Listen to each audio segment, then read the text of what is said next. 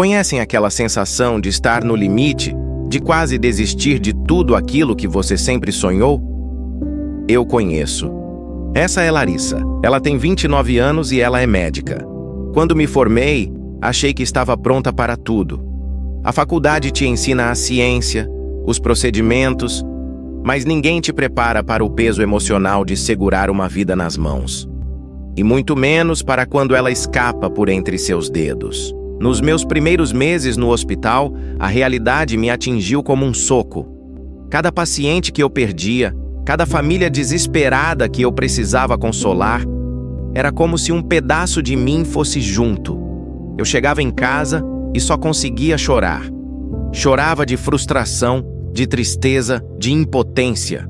A exaustão emocional era tão grande que comecei a questionar tudo. Será que eu sirvo para isso? Será que eu tenho força para continuar? Eu estava me afogando na dor dos outros. Foi nesse momento de escuridão que encontrei uma luz inesperada em um livro antigo. Era um pensamento do imperador romano Marco Aurélio, um filósofo estoico. Ele dizia: se algo externo te faz sofrer, não é esse algo o responsável, mas sim o teu julgamento sobre ele. Aquelas palavras ressoaram em mim de uma forma poderosa. A dor que eu sentia não era apenas pela perda do paciente, mas pelo meu julgamento de que eu havia falhado, de que eu era impotente. Eu estava carregando um fardo que não era meu, o fardo do inevitável. Inspirada por essa ideia, comecei um novo hábito. Todas as noites eu pegava um caderno e escrevia sobre os casos mais difíceis do dia. Mas não era um diário de lamentações. Era um exercício de clareza. De um lado, eu listava tudo o que estava sob meu controle. Meu preparo, minha atenção aos detalhes, o cuidado que ofereci, as palavras de conforto que disse à família. Do outro lado, eu listava o que estava fora do meu controle. A gravidade da doença, a resposta do corpo ao tratamento, o destino final de cada pessoa. Essa prática simples mudou tudo. Comecei a entender a diferença entre empatia e fusão emocional. Eu podia sentir compaixão, podia me conectar com a dor do meu paciente e de sua família, mas não precisava me deixar ser destruída por ela. Minha responsabilidade era cuidar da melhor forma possível dentro dos meus limites, e não controlar o incontrolável. Separar essas duas coisas me deu uma nova força. Pouco a pouco, a médica que chorava todos os dias deu lugar a uma profissional mais equilibrada. Eu não me tornei fria ou distante, pelo contrário, ao proteger minha própria paz interior, eu me tornei uma médica melhor, mais presente e mais humana. Aprendi que a verdadeira força não está em não sentir, mas em sentir, cuidar e ainda assim conseguir seguir em frente para ajudar o próximo paciente. Hoje, continuo a exercer minha profissão com toda a paixão do primeiro dia, mas com a serenidade de quem entende seu verdadeiro papel. Encontrei o equilíbrio entre a razão e a emoção, entre o cuidado e o autocuidado. E essa jornada me ensinou que, para salvar a vida dos outros, primeiro precisamos aprender a salvar a nós mesmos.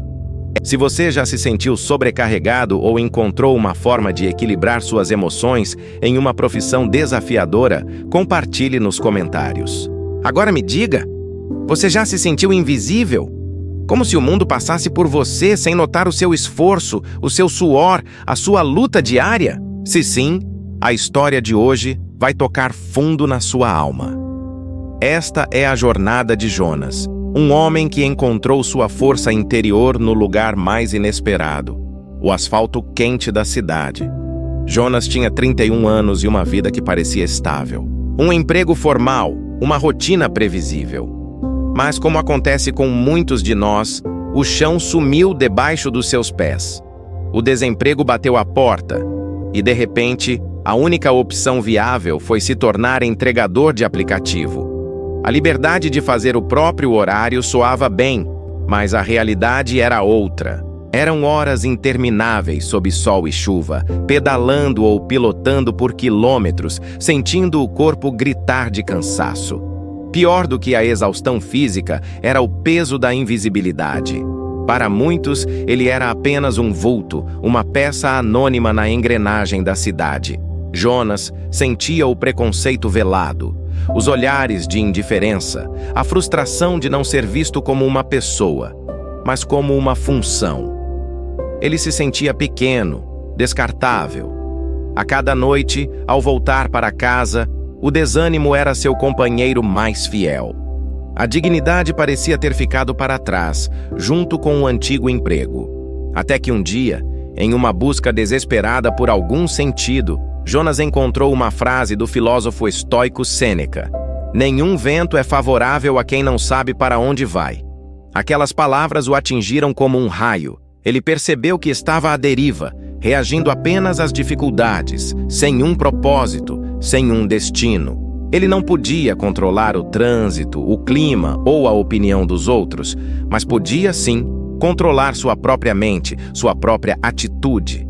A partir daquele momento, tudo mudou. Jonas criou um pequeno ritual. Todas as manhãs, antes de ligar o aplicativo e iniciar a batalha diária, ele parava por alguns minutos. Respirava fundo e se lembrava de seu novo propósito. Cada entrega não era mais apenas um trabalho braçal. Era uma oportunidade de praticar virtudes estoicas. Quando um cliente era rude, ele via uma chance de praticar a paciência. Quando o trânsito estava caótico, era um teste para o seu foco.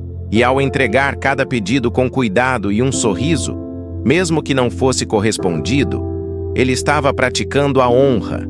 Ele entendeu que a dignidade não vinha do tipo de trabalho que fazia, mas de como ele o fazia. A verdadeira grandeza não estava na profissão, mas na atitude. Essa mudança interna começou a irradiar para o exterior. Os clientes começaram a notar: um bom dia aqui, uma gorjeta ali, um obrigado e tome cuidado acolá. Jonas deixou de ser invisível porque ele mesmo passou a se enxergar com valor. Ele não era mais apenas um entregador. Era Jonas, um homem que encontrava honra em seu trabalho. Com a mente fortalecida e o espírito renovado, ele começou a ver além do guidão da moto. Começou a economizar, a traçar um plano. O trabalho que antes era um símbolo de derrota, agora se tornara um trampolim. Jonas descobriu que a verdadeira força não está em nunca cair, mas em como nos levantamos. Ele aprendeu que podemos manter a mente ereta, mesmo quando o corpo está exausto e o mundo parece nos ignorar. A história de Jonas nos ensina uma lição poderosa. Não importa onde você esteja ou o que esteja fazendo, sua dignidade, seu valor e sua força vêm de dentro. Você tem o poder de transformar qualquer situação em uma oportunidade de crescimento. Por último, em meio ao caos, surge a calma.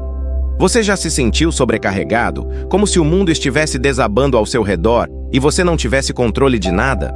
Hoje, vou contar a história de Patrícia, uma enfermeira de 38 anos que encontrou uma força inesperada nos momentos mais sombrios da sua carreira e como a filosofia antiga pode nos ajudar a enfrentar os desafios modernos. Patrícia trabalha em um hospital público. Para ela, a pandemia não foi apenas uma notícia na TV, foi a sua realidade diária. Imagine jornadas de trabalho que parecem não ter fim, a falta de equipamentos essenciais e, acima de tudo, o medo constante. O medo de se contaminar e, pior, de levar esse perigo para dentro de casa, para sua família. Muitas vezes, ao final de um turno, ela se sentia no limite, à beira de um colapso emocional e físico.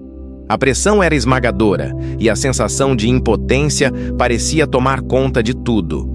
Foi nesse cenário de exaustão que Patrícia, quase por acaso, encontrou um livro antigo, As Meditações do imperador romano Marco Aurélio. Uma frase, em particular, ecoou profundamente dentro dela. O que acontece a cada um é preparado para o bem do universo. No começo, pareceu uma ideia estranha, até um pouco conformista. Como o sofrimento e o caos poderiam ser para o bem de alguma coisa. Mas, desesperada por um ponto de apoio, ela decidiu experimentar. Patrícia criou um pequeno ritual. Antes de cada turno, sentada no seu carro no estacionamento do hospital, ela fechava os olhos por um instante e repetia essa frase para si mesma como um mantra. O que acontece a cada um é preparado para o bem do universo. Essa prática não mudou a realidade à sua volta.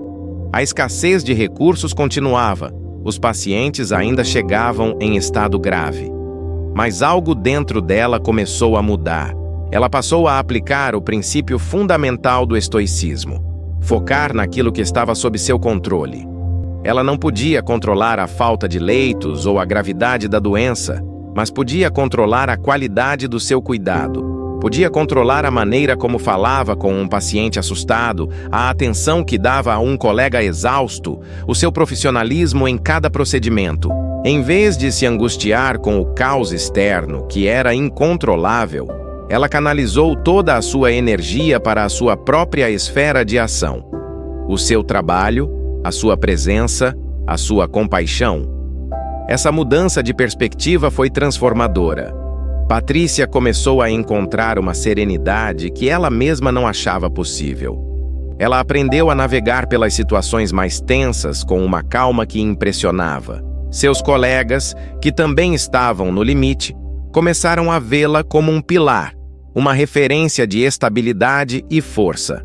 A sua postura firme, mas compassiva, tornou-se uma fonte de inspiração para toda a equipe. Ela não estava ignorando o caos, estava se recusando a ser consumida por ele. Hoje, com a fase mais crítica da crise para trás, a vida de Patrícia é diferente. A experiência não apenas a fortaleceu, mas também deu a ela um novo propósito. Ela começou a ser convidada para dar palestras em faculdades de enfermagem e hospitais, compartilhando sua jornada. Ela não fala apenas sobre técnicas de enfermagem, mas sobre resiliência, sobre como encontrar equilíbrio emocional e propósito, mesmo quando as circunstâncias são as mais adversas possíveis. A história de Patrícia nos mostra que, mesmo sem poder mudar o mundo ao nosso redor, podemos mudar a forma como respondemos a ele. Encontrar uma filosofia, uma frase, um pequeno ritual que nos ancore pode ser a diferença entre o colapso e a serenidade. Ela nos ensina que a verdadeira força não está na ausência de problemas, mas na capacidade de manter a nossa calma e o nosso propósito em meio a eles. O que você achou dessa história? Ela te inspirou de alguma forma? Deixe seu comentário aqui embaixo, eu adoraria saber sua opinião. E se você gostou desse tipo de conteúdo, não se esqueça de se inscrever no canal e ativar o sininho para não perder os próximos vídeos. Muito obrigado por assistir e até a próxima!